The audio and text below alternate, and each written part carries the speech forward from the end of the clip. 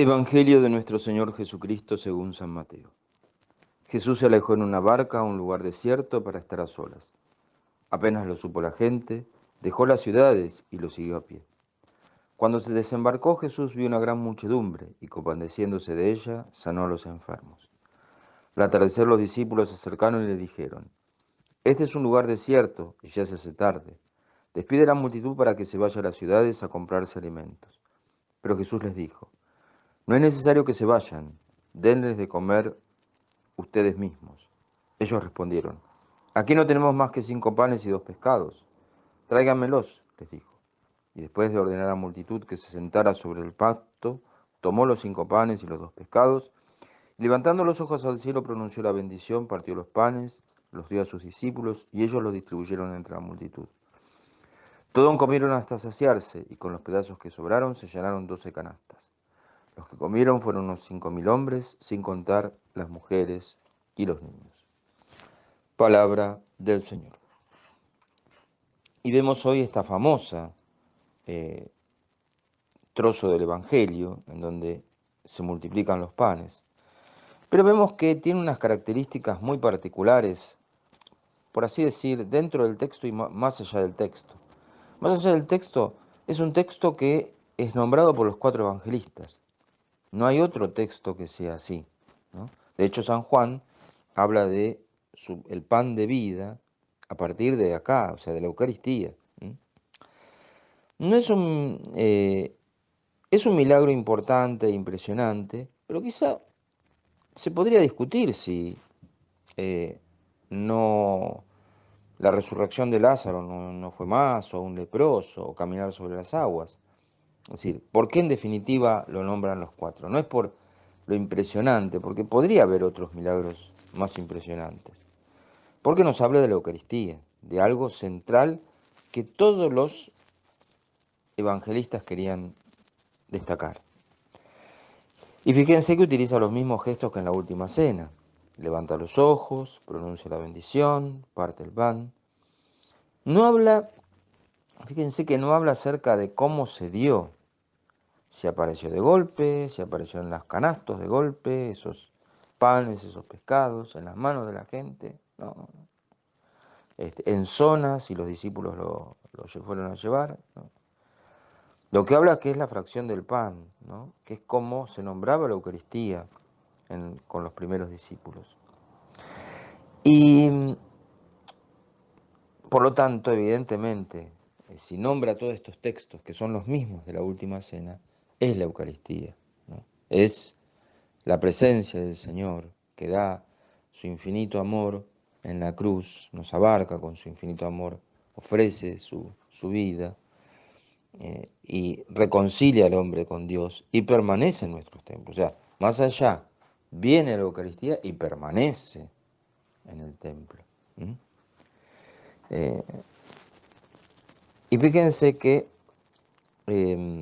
San Juan Pablo II dice que hay muchas, creo que lo he dicho, hay muchas necesidades de pan.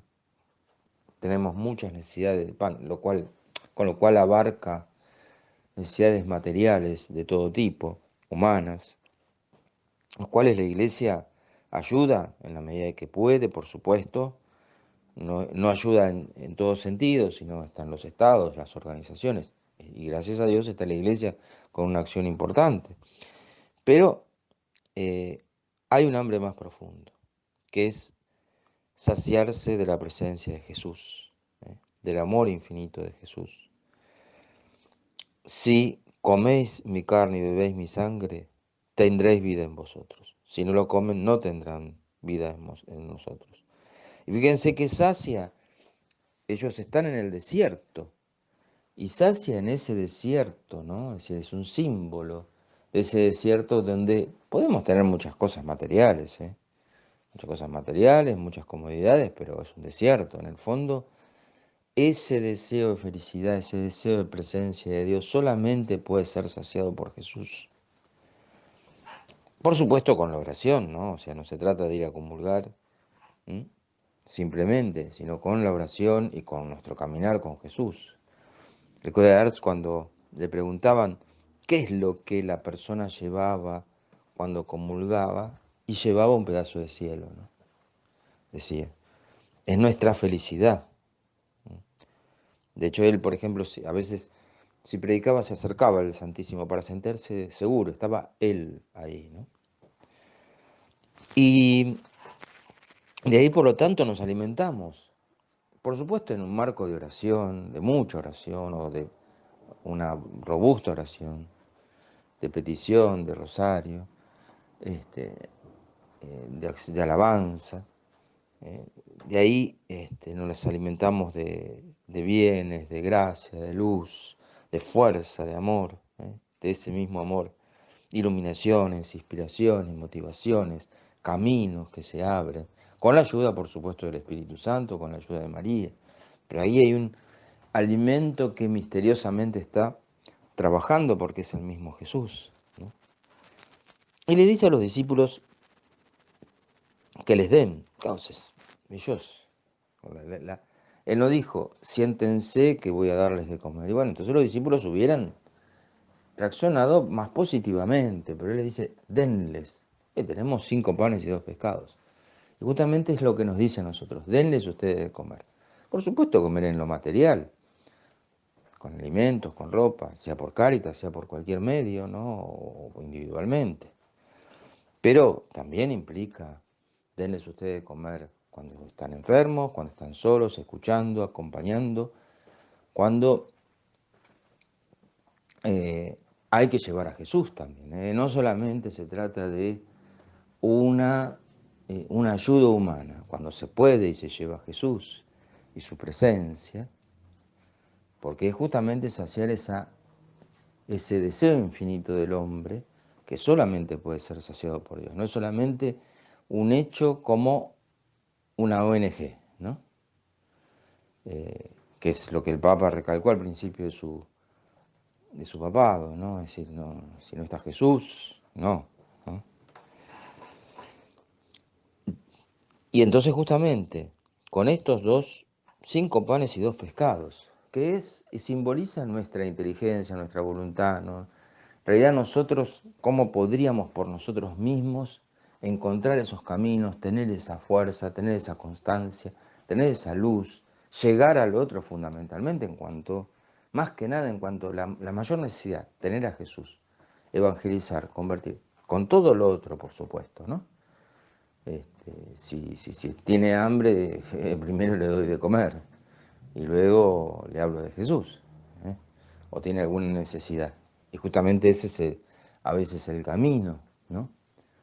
Pero, bueno, ¿cómo hacerlo desde nuestra poca inteligencia, de nuestra poca... Y bueno, porque es el Señor el que actúa, porque es María, porque es el Espíritu Santo, porque tenemos esa fuerza de la comunión y de la gracia. Entonces claro, entonces esos 5 panes y 2 pescados rinden infinitamente, con ese amor, esa fuerza infinita del Señor, con esa gracia dada, ¿no? Si tenemos fe, si tenemos oración, podremos ayudar a saciar. Que María Santísima, aquella que quería comulgar, le habían sacado a su hijo de las manos de Pedro, Juan, Santiago, que interceda ante el Señor para que nos dé la gracia de poder tener ese amigo, ¿no? Que está esperándonos, ¿no?